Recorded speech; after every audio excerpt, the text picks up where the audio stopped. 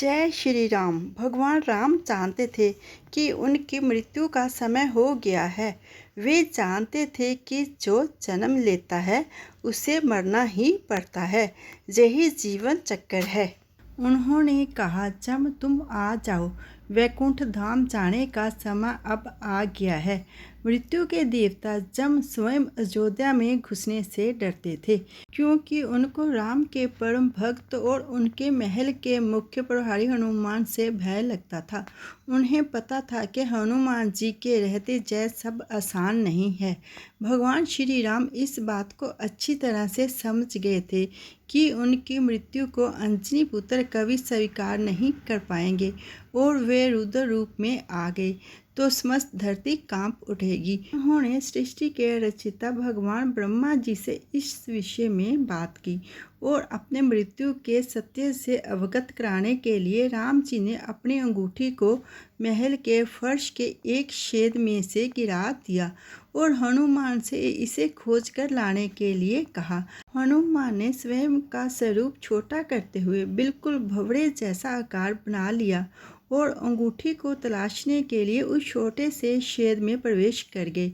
वे छेद केवल छेद नहीं था, बल्कि एक सुरंग का रास्ता था जो पाताल लोक के नाग लोक तक जाता था। हनुमान नागों के राजा वासुकी से मिले और अपने आने का कारण बताया। वासुकी हनुमान को नाग लोक के मध्य में ले गए, जहाँ पर ढेर सारी अंगूठियों का ढेर लगा था। वहाँ पर अंगूठियों का जैसे पहाड़ लगा हुआ था। जहाँ देखिए आपको श्री राम की अंगूठी अवश्य ही मिल जाएगी, वासुकी ने कहा। हनुमान जी सोच में पड़ गए कि वो कैसे उसे ढूंढ पाएंगे। जय भूसे में सुई ढूंढने जैसा था, लेकिन उन्होंने राम जी की आज्ञा का पालन करना ही था। तो राम जी का नाम लेकर उन्होंने अंगूठी को ढूंढना शुरू किया। सौभाग्य कहे जहाँ राम जी का आशीर्वाद, जहाँ कहें हनुमान जी की भक्ति। उन्होंने जो पहली अंगूठी उठाई वो राम जी की ही अंगूठी थी। उनकी खुशी का ठिकाना ना रहा। वो अंगूठी लेकर जाने को हुए, तब उन्होंने सामने दिख रही एक और अंगूठी जानी पहचानी सी लगी। पास जाकर देखा तो वो आश्चर्य से भर गए। दूसरी भी अंगूठी जो उन्होंने उठाई वो भी राम जी की ही अंगूठी थी। इसके बाद तो वो एक के बाद एक अंगूठियां उठाते गए और हर अंगूठी श्री राम की ही निकलती रही। उनकी आंखों से आंसू धारा फूट पड़ी।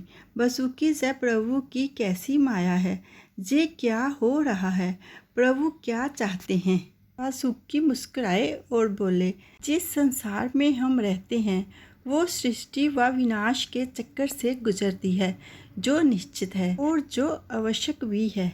इस संसार के प्रत्येक सृष्टि चक्र को एक कल्प कहा जाता है। हर कल्प के 4 युग या 4 भाग होते हैं। हर बार कल्प के दूसरे युग में अर्थात त्रेता युग में राम अयोध्या में जन्म लेते हैं। एक वानर इस अंगूठी का पीछा करता आता है, जहाँ आता है, और हर बार पृथ्वी पर राम मृत्यु को प्राप्त होते हैं। इसलिए ये सैकड़ों हजारों कल्पों से चली आ रही अंगूठियों का ढेर है। सभी अंगूठियाँ वास्तविक हैं, सभी श्री राम की ही हैं। अंगूठियाँ गिरती रही हैं और इनका ढेर बड़ा होता रहा है। भविष्य में रामों की अंगूठियों के लिए भी जहाँ पर्याप्त स्थान है। हनुमान एकदम शांत हो गए और तुरंत समझ गए कि उनका नागलोक में प्रवेश और अंगूठियों के पर्वत से साक्षात्कार कोई आकस्मिक घटी घटना नहीं है, बल्कि जय प्रभु राम का उनको समझाने का मार्ग था कि मृत्यु को आने से रोका नहीं जा सकता।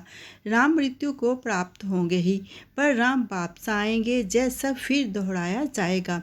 यही सृष्टि का नियम है।